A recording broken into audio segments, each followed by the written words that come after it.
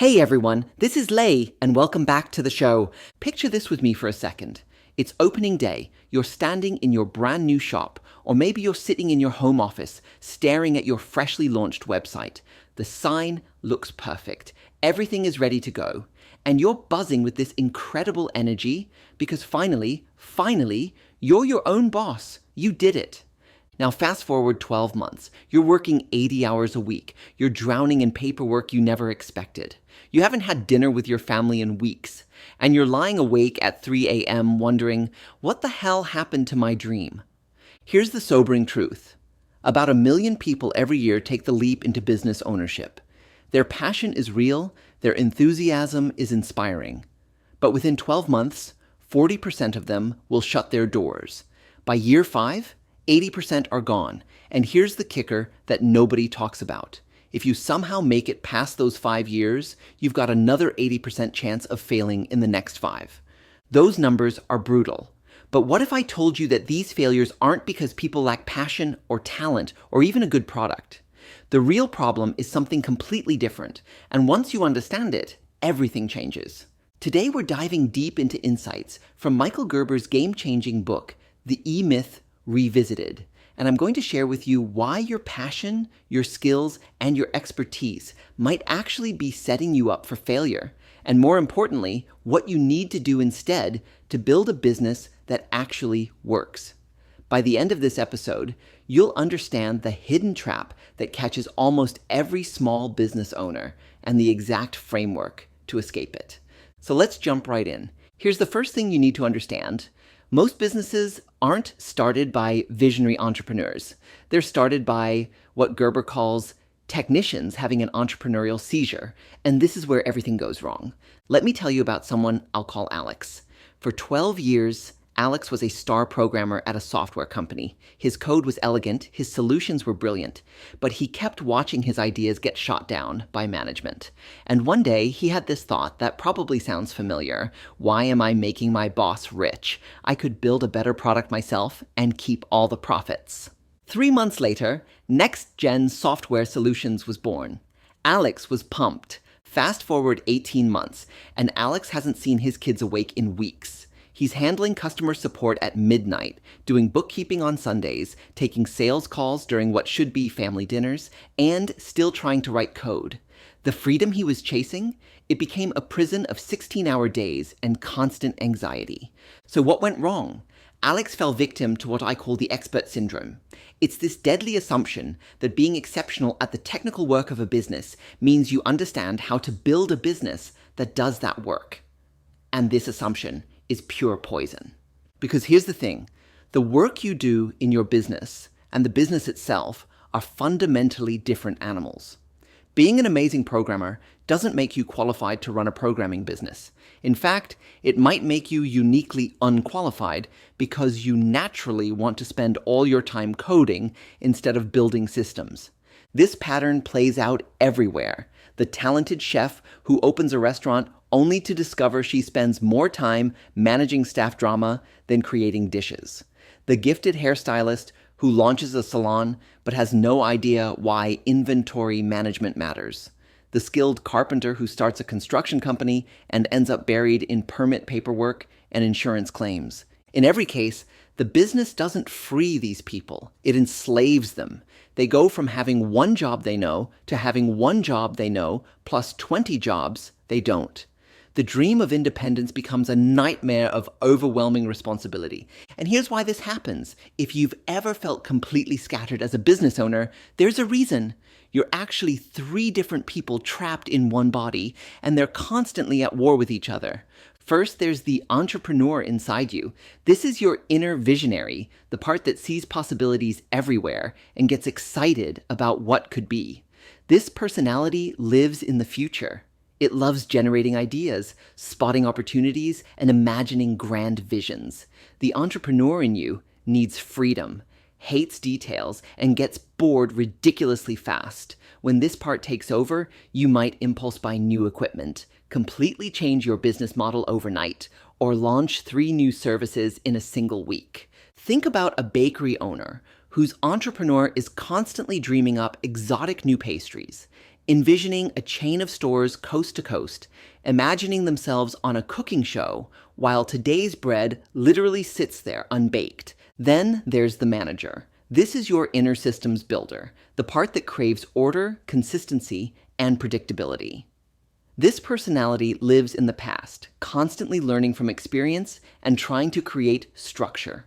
When your manager takes control, you're deep in spreadsheets, writing standard operating procedures, organizing digital files. The manager sees the entrepreneur's wild ideas as complete chaos that needs to be contained. In our bakery example, the manager is freaking out about inventory management, obsessing over food costs, getting frustrated when employees don't follow the cleaning checklist exactly. And finally, there's the technician. This is your inner craftsperson, the part that absolutely loves doing the actual work. This personality lives right here in the present, focusing on tasks and taking deep pride in technical mastery. The technician believes that if you want something done right, you need to do it yourself. For the bakery owner, the technician just wants to bake. This is the part that comes alive when kneading dough, decorating cakes, perfecting recipes. The technician gets irritated when the manager insists on documenting everything and is deeply suspicious of the entrepreneur's grandiose expansion plans. Now here's the critical problem. In most small business owners, these three personalities exist in wildly unbalanced proportions. Typically, it's about 10% entrepreneur, 20% manager, and 70% technician. With the technician running the show, your entire business revolves around doing work rather than building systems. You've transformed what could be a successful enterprise into just another job. And honestly, it's probably the worst job you've ever had. So what's the solution? Well, it starts with understanding that businesses, just like people, go through predictable phases of development. And each phase requires a completely different approach. The first phase is what Gerber calls infancy. This is the technician's phase. Here, you and your business are essentially the same thing. Think about a graphic design business. If the owner gets sick, no designs get created. If they take a vacation, no money comes in. The business only exists through their constant personal effort. In infancy, you're doing literally everything. Creating the product, managing social media, answering emails at 11 at night, handling customer complaints. At first, this brings this rush of excitement. I'm in control, I'm building something. But pretty soon, the workload becomes crushing. You're working 70-hour weeks, missing your kids' soccer games, waking up with that tight anxiety in your chest at 3 a.m. Eventually, every infancy business owner hits a breaking point. You realize, wait, I don't own a business. I own a job, and it's the worst job I've ever had. At this moment, many businesses die because the owner just gives up. But if you push through, you enter the next phase, adolescence. This is when you finally say, I need help. So you hire someone, usually to handle the tasks you hate most. A web developer might hire a virtual assistant for customer service and billing. But here's where most owners make another critical mistake. They dump responsibilities without creating proper systems. It's what Gerber calls management by abdication instead of management by delegation. You're basically expecting your new hire to magically figure everything out themselves. At first, this feels amazing. You start taking Fridays off. You feel like the business is finally working, but then problems start popping up. Clients complain about communication breakdowns. Invoices go out with errors. Critical deadlines get missed. And what do most owners do? They panic and jump back in. Nobody cares about this business like I do. They fire the assistant and go right back to doing everything themselves. At this crossroads, businesses follow one of three paths. Getting small again, where you shrink back to infancy doing everything yourself. Going for broke, where the business keeps growing chaotically until it collapses under its own weight. Or adolescent survival, where you just grind away, exhausted but determined to keep it alive. All three paths lead to frustration. None of them get you where you actually want to go. The third phase is maturity. But here's what's crucial to understand. Businesses don't naturally evolve into maturity. They have to be intentionally designed with a completely different mindset. This is where you stop working in your business and start working on your business. Think about a successful event planning company. While their competitors stayed trapped in those earlier phases, this company built differently from day one. Instead of seeing themselves as event planners, they saw themselves as architects of a system that delivers exceptional events. They documented every single process. They created detailed training materials. They established clear quality standards. They designed a business that could run without the owner's constant presence. Today, the company runs multiple events simultaneously in different cities, while the owner takes 2 months off every year. That's the magic of mature businesses. They're designed with the end in mind. How will this business work when it's finished? This requires seeing your business as a product itself, something distinct from you that can be systematized and potentially sold. So how do you actually build a business like this? The answer comes from the most unlikely place: fast food. In 1952, a milkshake machine salesman named Ray Kroc visited a hamburger stand in San Bernardino, California, and he witnessed something extraordinary. Unlike every other chaotic, inconsistent restaurant he'd visited, this place operated with clockwork precision. Teenagers with minimal training were producing perfect hamburgers quickly and consistently, every single time. Kroc didn't just see hamburgers, he saw a money machine. And this insight led him to create what we now know as McDonald's, the most successful small business system in world history.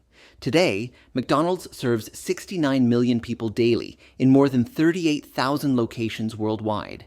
What made McDonald's revolutionary wasn't the food, it was the business format. Kroc didn't just franchise a product, he franchised a complete method of doing business that could be replicated by ordinary people to produce extraordinary results. This is what Gerber calls the business prototype method. You create your business as if it were the prototype for 5,000 more just like it. Even if you never plan to franchise or expand, this mindset forces you to build systems that work without you. Ask yourself this: what if someone walked through your door tomorrow wanting to buy your business? Would it be valuable without you personally doing the work? If the answer is no, you don't own a business. You own a job. The prototype method requires designing your business with specific rules. Your systems must deliver consistent value that exceeds customer expectations. The business must be operable by people with ordinary skills, not superstars you can't replace. Everything must work in a predictable, orderly way. All processes must be thoroughly documented. The customer experience must be uniform regardless of who's working. All visual elements must be consistently standardized. This way of building forces you to ask fundamentally different questions. How can my business work without me being there? How can my team succeed without my constant supervision? How can I create systems so effective that my business could be replicated anywhere? How can I own my business without being owned by it? These questions make you think like a business architect instead of just a technician. Okay, so now for the practical part. How do you actually implement this? It happens through what Gerber calls the business development process, and it has 7 components. First, you need to define your primary aim. Before you can build your business effectively, you need clarity about your personal goals. What kind of life do you actually want? Not what sounds impressive, but what would genuinely give you fulfillment. How much money do you really need to achieve that life? Your business should be a vehicle for your life goals, not an obstacle to them. Without this clarity, your business can become a monster that devours the very life you're trying to create. Second is your strategic objective. This is a crystal clear picture of what your business looks like when it's finished. Specific measurable standards. What revenue will you generate? By when? How many hours will you work? How many weeks of vacation will you take? How many customers will you serve? Will you eventually sell the business? When and for how much? This level of detail creates the magnetic pull between your current reality and future vision that actually drives progress. Third, your organizational strategy. Most small businesses are built around people instead of functions, and this creates total chaos when anyone leaves or when you try to grow. Instead, create an organizational chart based on the functions your business needs, even if you're currently filling most of those roles yourself. Define each position with clear responsibilities and outcomes. Even though you might be doing everything right now, defining separate roles forces you to wear different hats intentionally instead of just bouncing around chaotically. Fourth is your management strategy. Most owners believe successful management depends on finding exceptional managers. This is completely backwards. What you actually need is a management system that works regardless of who's running it. Your management system should orchestrate how decisions get made, how work flows, and how results are measured, with as much automation as possible. Fifth, your people strategy. Here's the question that plagues almost every business owner. How do I get my employees to care as much as I do?